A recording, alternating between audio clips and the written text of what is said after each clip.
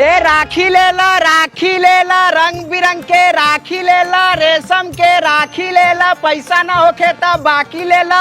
ए बहिना लोगन ए भौजी लोगन जल्दी से नाई राखी ले जाई, भाई ना होखे त भतार न ले जाई। राखी ले ला जल्दी से नावा राखी ले जा, आजा आजा जल्दी से ना जा। अभी हमरा राखी या मिठाइयो लेवे के बा।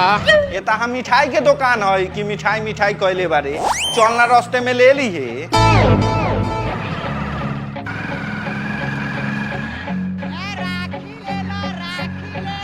हौ का होते राखी वाला आवता एकरे से ले ले।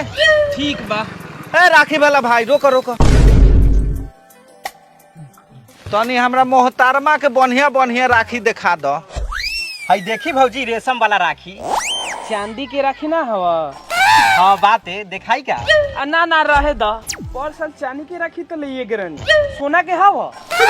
सोना के लेबे तो नाम ना हंसा जताऊ, हीरा मोती के ले ले कि बाप भाई के नाम ऊपर हो जताऊ। हम कम दाम के राखी बनवाले बानी तो हम छोट न हो गेनी, आ हीरा मोती के बाप भाई के बनवे तो बड़का हो जताऊ। राखी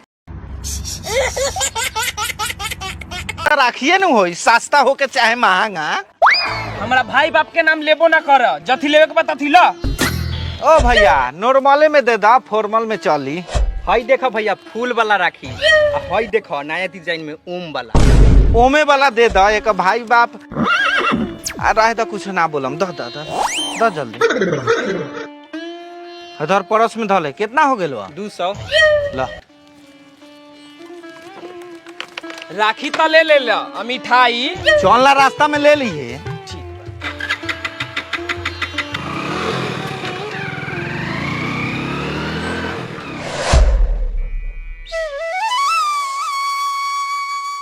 वाह कुबरा तो बड़ी नया कपड़ा पहन ले बारू को पूछो तो राखी बनवाइले बकिना।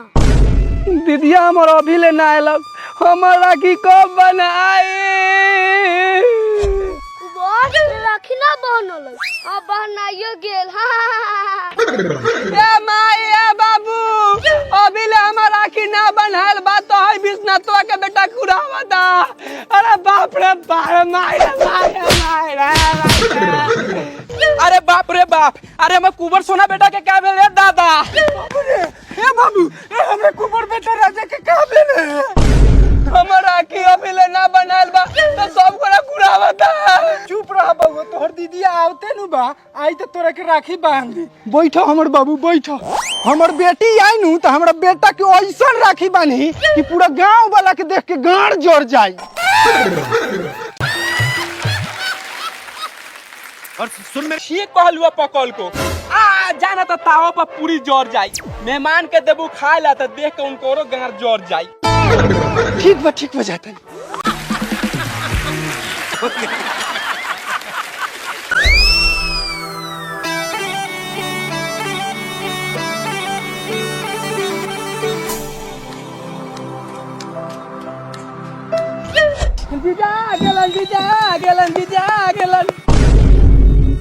दीदा प्रणाम। खुश रह कुबर सार। दीदी प्रणाम। पाँव लागिले बाबूजी। खुश रहू बाबूजी। तू रहुआ नु बाबूजी बानी, हम रहुआ दामाद जी बानी। मिस हो गला खा दामाजी। आओ बैठो कुर्सी पर, बैठो।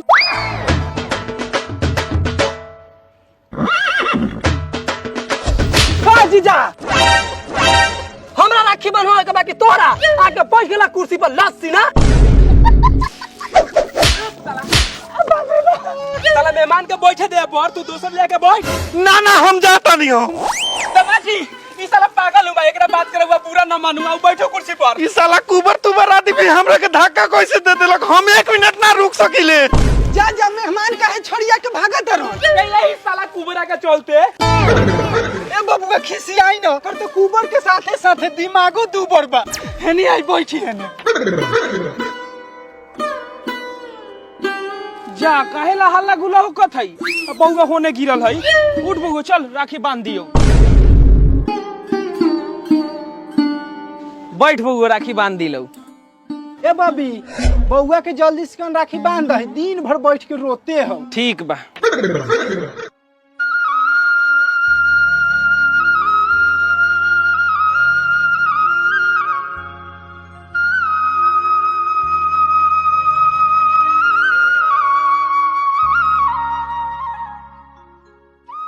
दीदी राखी तो बहान देले मिठाई ना खिएबे।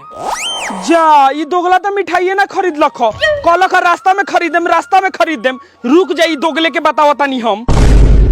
रे दोगला कहले ह रास्ता में मिठाई खरीद देम, आ मिठाई खरीदबे ना कैले ह। हमर भाई काला जामुन ला लच गेल। कॉले जामुन लानु लच गेलौ ह, लाल जामुन हमरा तोर बाटे। केने हौ लाओ।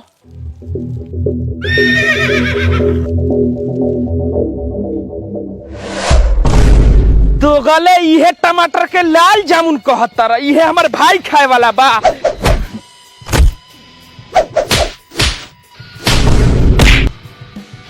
इहे टमाटर हमर भाई खाए वाला बा।